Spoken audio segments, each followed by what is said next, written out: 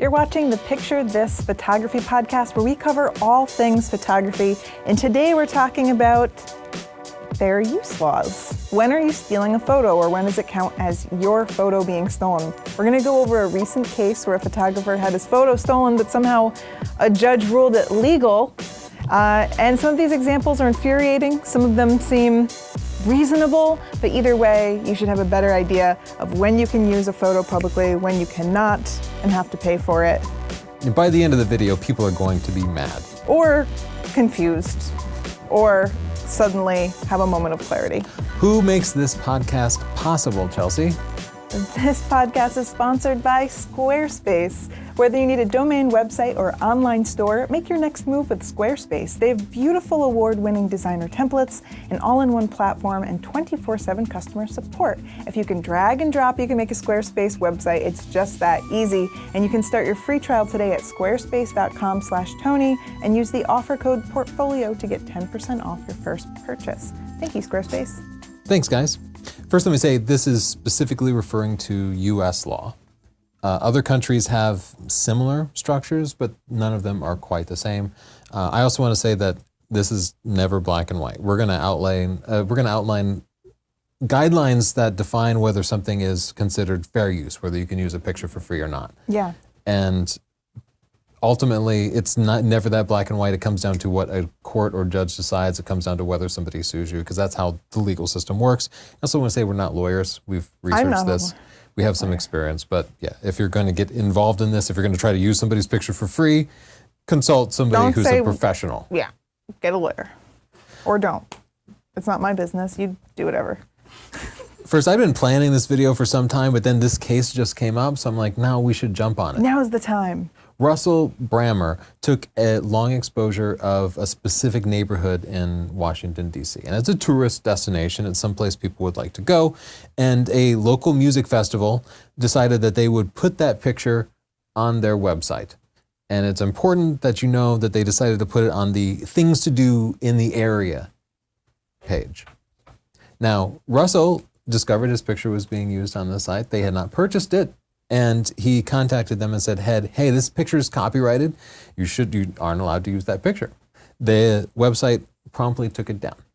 Russell was not satisfied with this, so he lawyered up and he sued them. What makes this case interesting, this kind of thing happens every day, probably thousands of times. What makes this case interesting is that Russell lost the case because the website owners argued that they were using the photo in what's called fair use. So I thought we should dig into what fair use actually is. So I'm going to go over what constitutes fair use, when people can use your pictures for free, and we're going to use that specific case as an example. First, fair use offers lots of exemptions, and I think a lot of these are going to make sense. Yeah, we use some of these all the time. When we do our live show and we show people's pictures, but we have their permission. But when we do podcasts like these, and we sometimes talk about very famous pictures, we're using fair use laws to show you those pictures. Yeah, one of these is search engines. Like if you go to Google Images and you search for pictures of lions, it can show your copyrighted picture of a lion. Search engines have to index things, and the Justice Department has just decided that this is okay. Criticism is also okay. You can make a movie review and include frames or bits of the movie. That makes sense, right?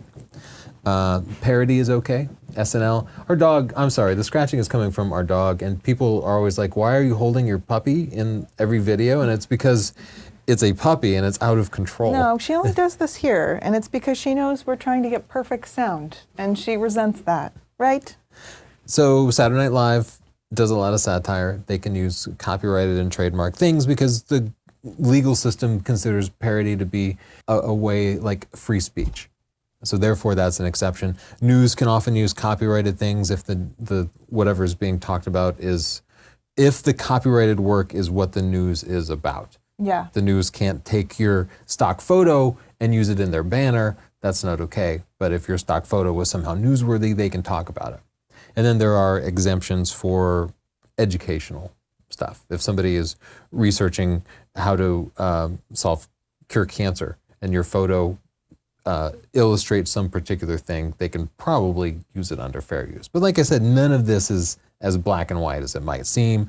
Everything here is gray.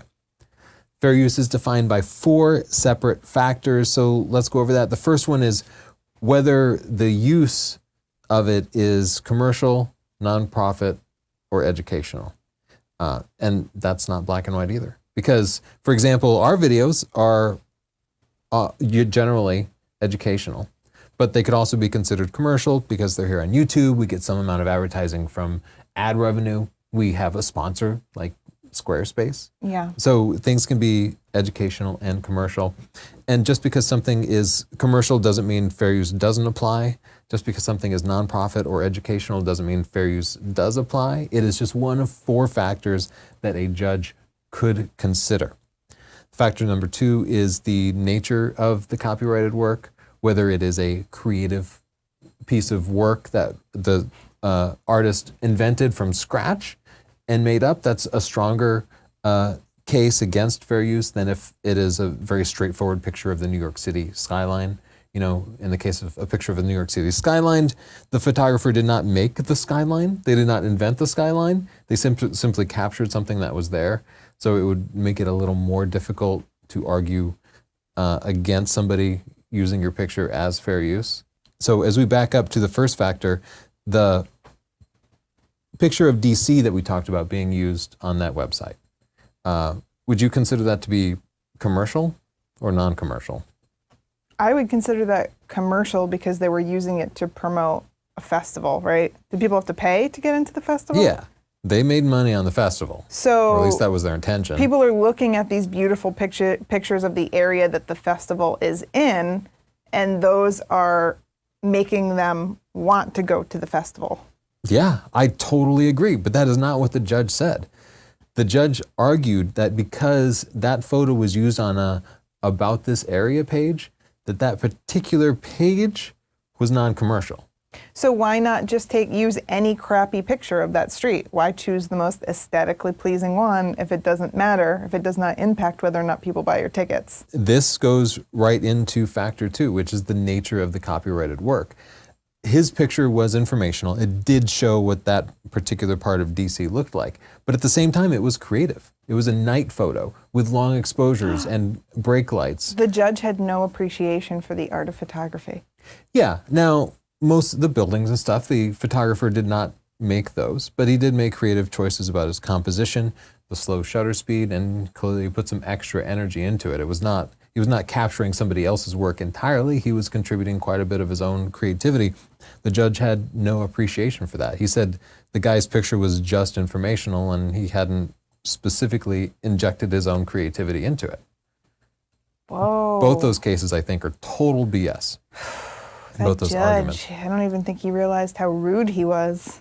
Yeah, but this nature of the copyrighted work is an important factor.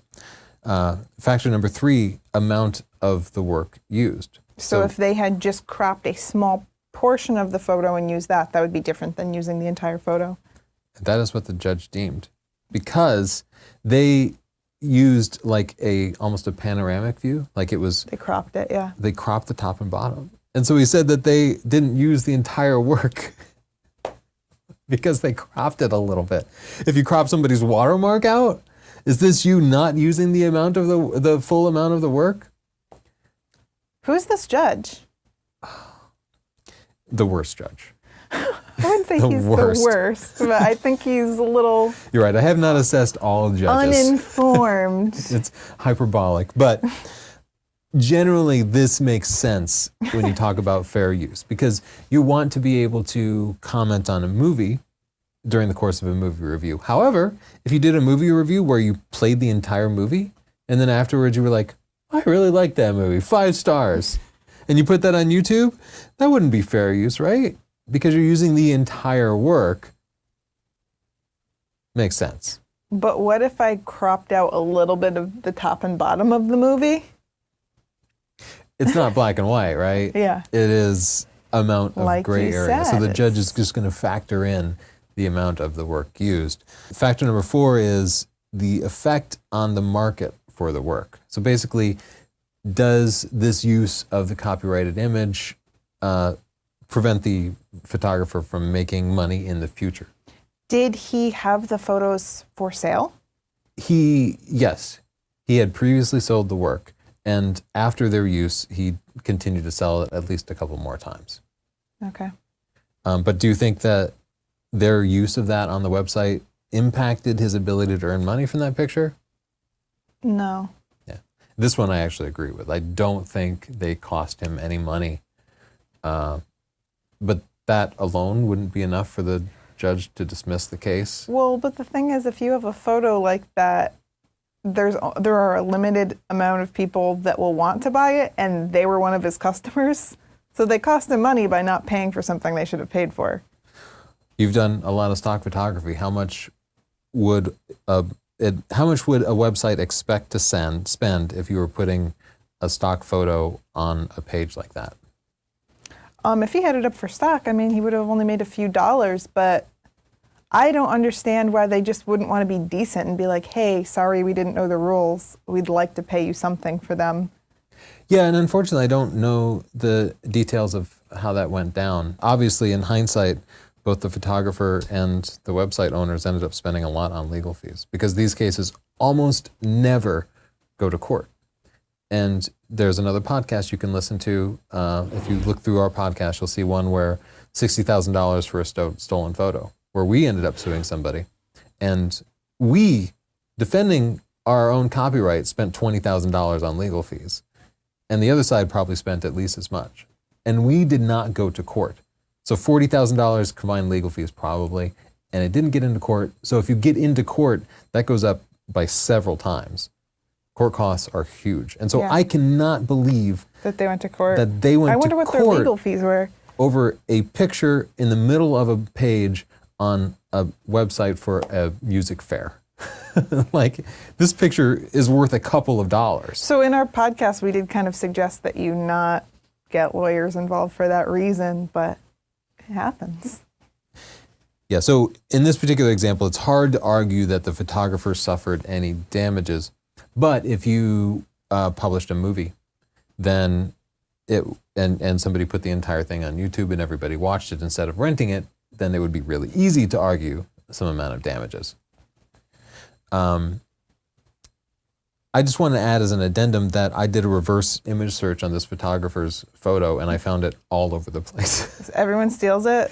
Maybe he just felt like the music festival had enough money to pay him or something? Yeah, or the other websites, maybe he contacted them and they just didn't get back. Maybe they're hosted by some owner out of the country, or maybe they actually legitimately purchased it. I'm not sure. How would you He should check it out.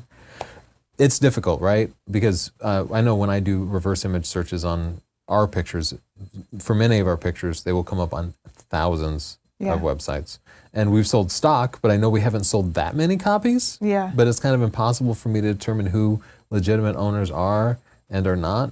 And it definitely wouldn't be worth it for me to try to sue them or put my time into it. So I just feel like, okay, if you stole my picture, like that's not fair, but that's the way life kind of is.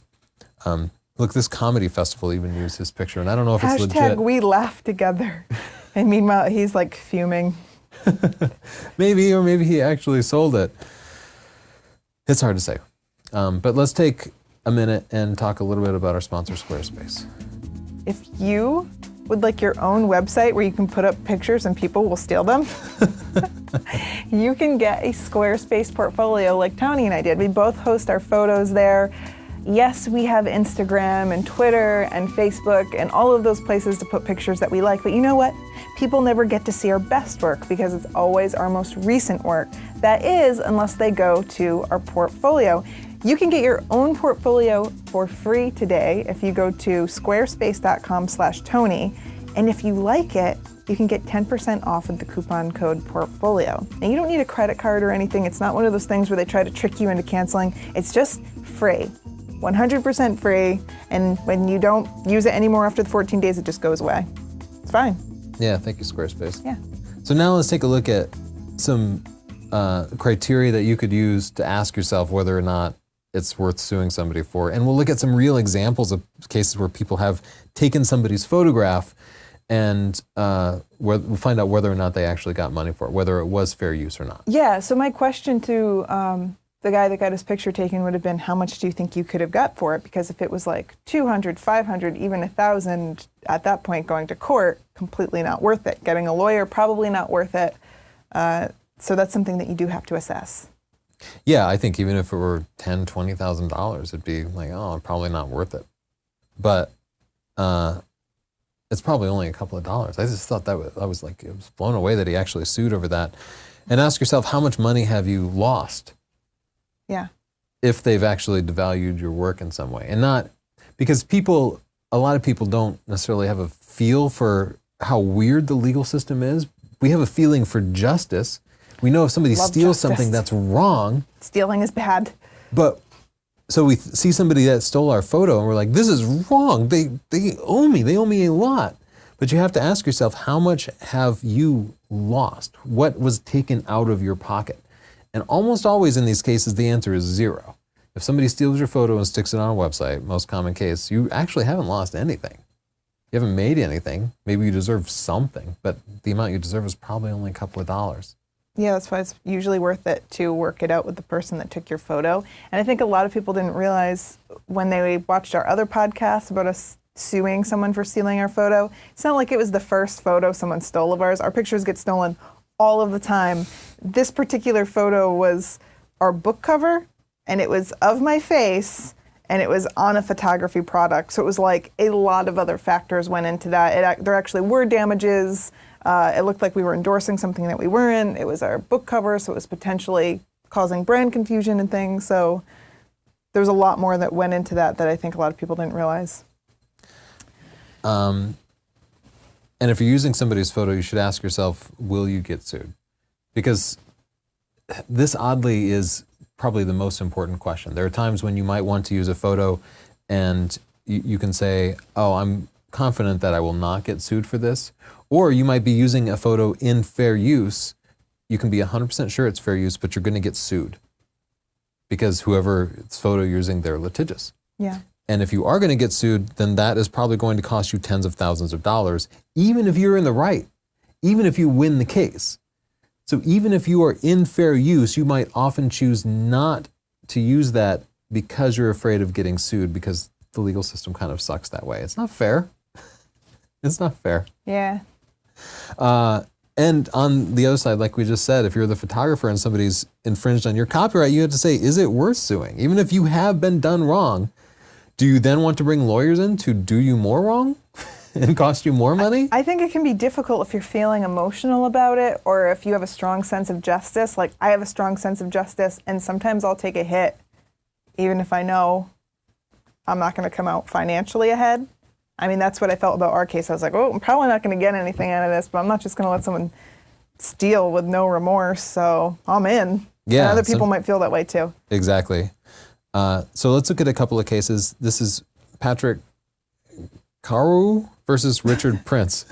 And Patrick Carew, probably not nailing that pronunciation. I don't think so. You want to take a shot at it since you're laughing at me? No, I just like to hear you say it. So you just keep that up. I'm here for the laughs. He took a series of photos of Rastafarians and published them in a book. And then Richard Prince, several years later, is an artist, and he took some of those photos and transformed them. So a particular example we're looking at is a Rastafarian standing in a field, and then Richard Prince's transformative art, he stuck an electric guitar and some weird markings on the Rastafarian's face. And Patrick sued Richard Prince for the use of his misuse of 30 pictures. So right away, Chelsea, like, what's your take on this? Is Richard Prince's using a photo for art covered under fair use? I think it's probably covered under fair use, but that doesn't mean I necessarily think it's right. And I'm thinking of that Instagram picture case where the guy just took Instagram pictures, but then put it in the context of the actual Instagram post, put them in a gallery, and then made a ton of money off of someone else's Instagram post. And it was totally fine. It was covered under fair use, even though that just seems wrong. It seems like a real jerk thing to do, honestly. Well, like a lot of cases, this was not clear cut. In the first lawsuit, Patrick, the photographer, won.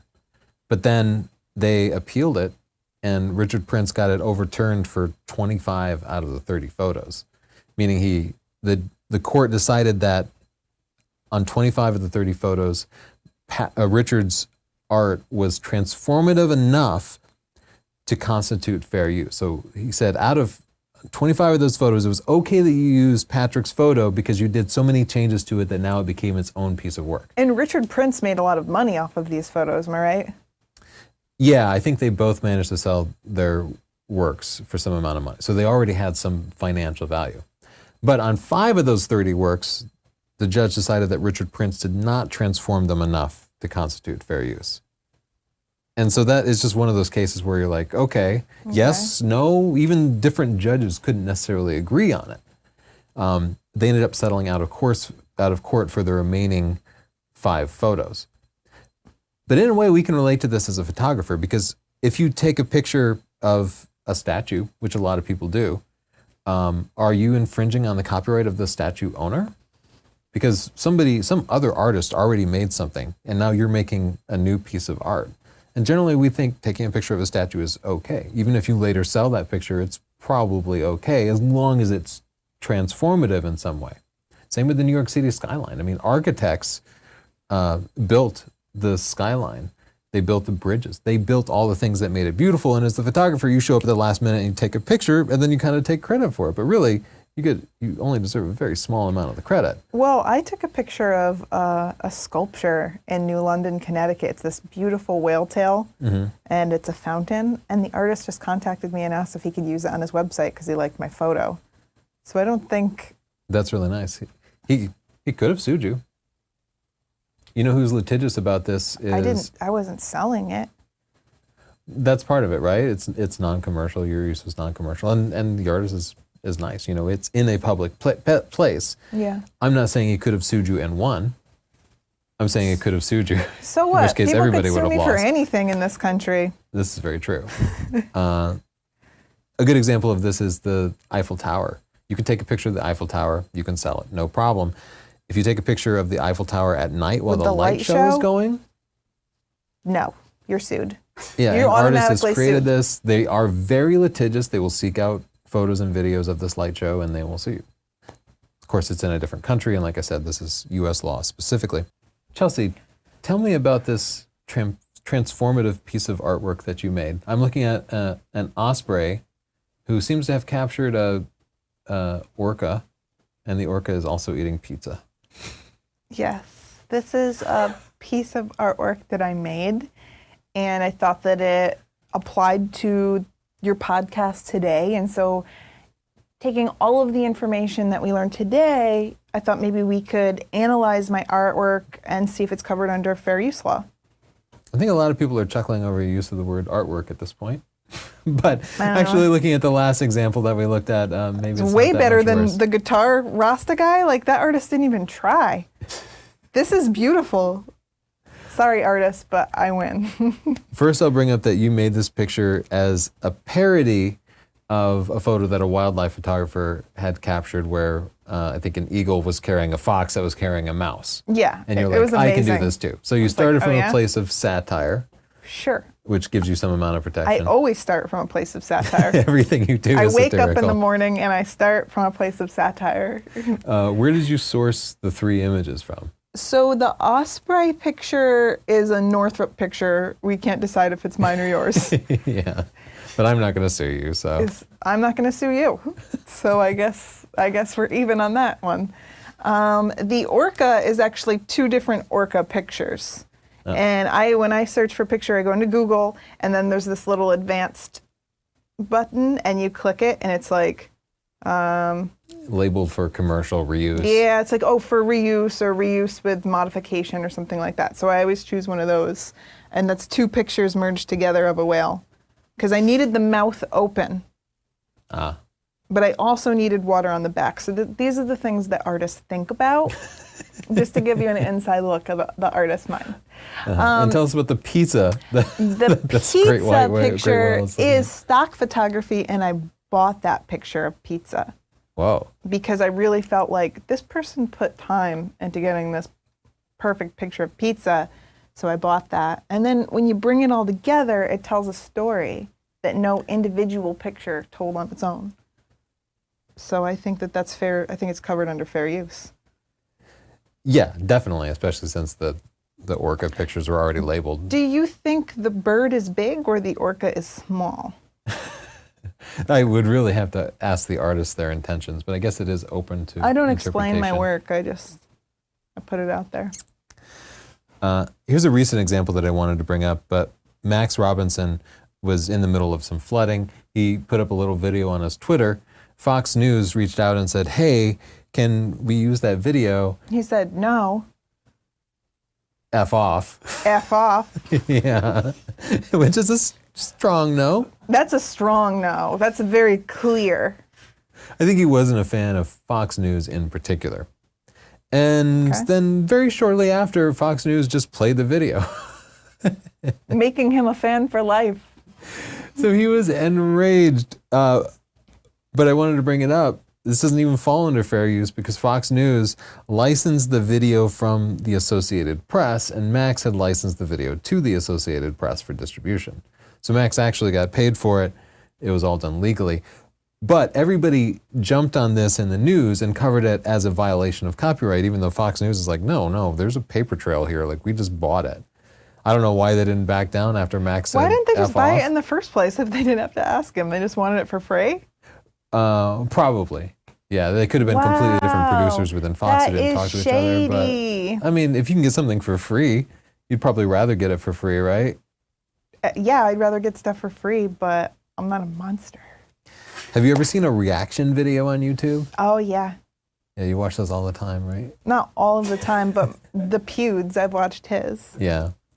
So a reaction video, a YouTuber will watch another YouTuber's video and then they'll be like, oh my God, I can't believe they did that. And then they'll play some more of the video and they'll be like, wow, that's crazy. That sounds so easy. Why aren't we doing that? I know, right?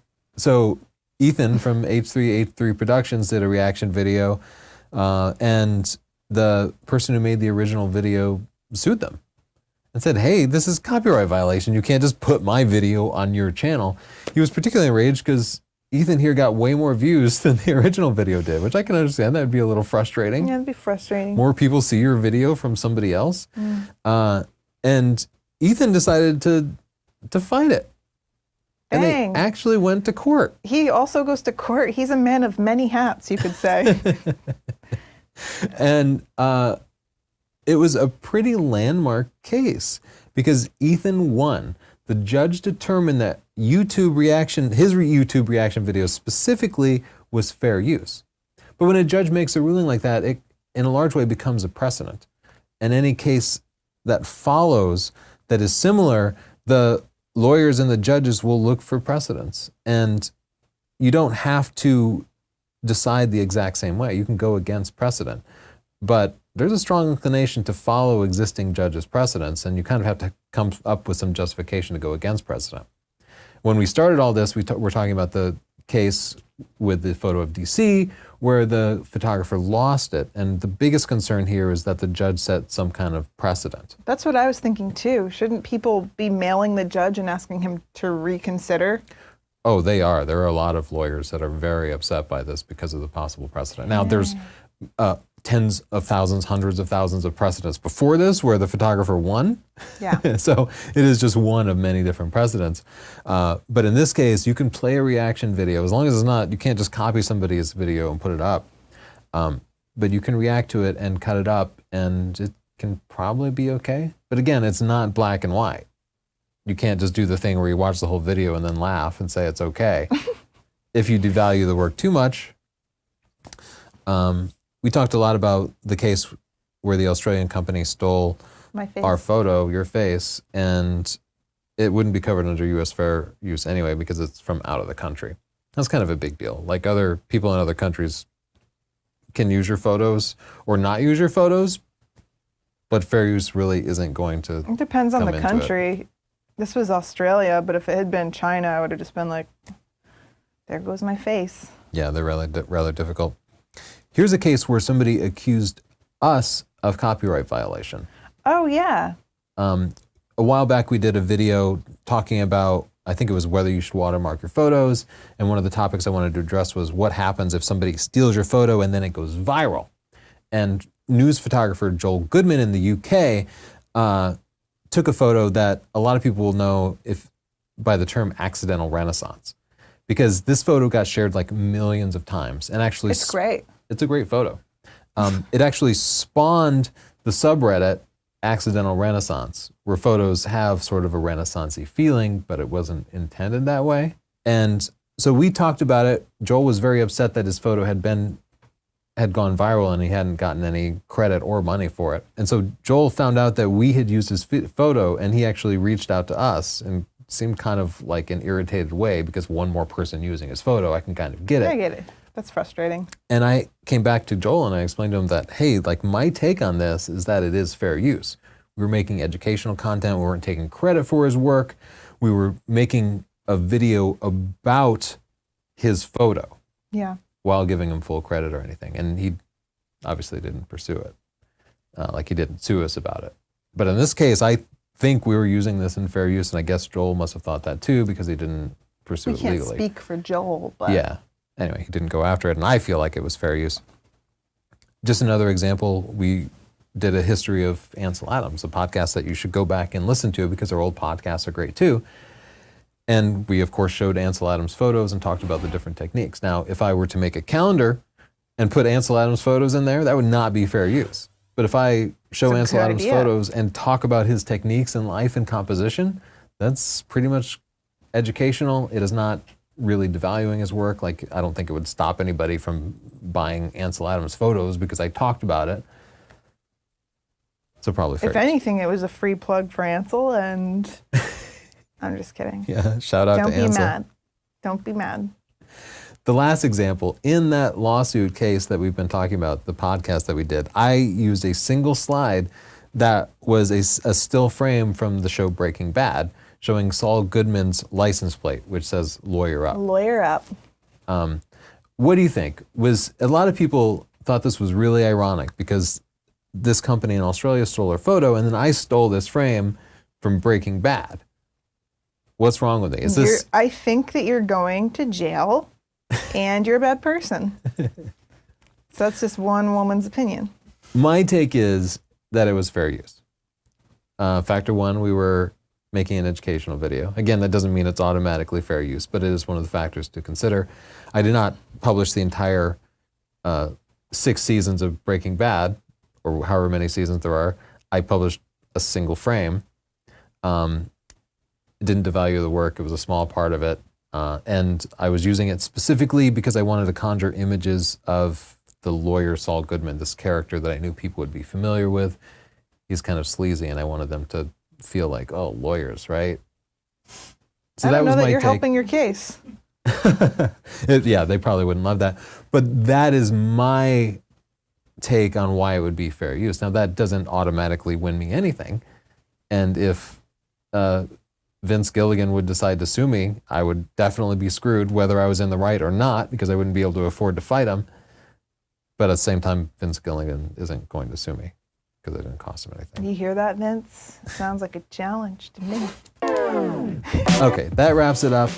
Thank you to our sponsor, Squarespace. If you want your own awesome Squarespace portfolio, go to squarespace.com/Tony, get a 14-day free trial, and then if you love it, use the coupon code portfolio. Chelsea, what is the one thing that you want people to take away from this? That you should understand when your photos can legally be used or when you can legally use another person's photo, and to just be conscientious about it. If you'd like to learn about more photography things like this podcast, you can subscribe, or you can subscribe to our photography podcast, Picture This. Thanks. Thank you.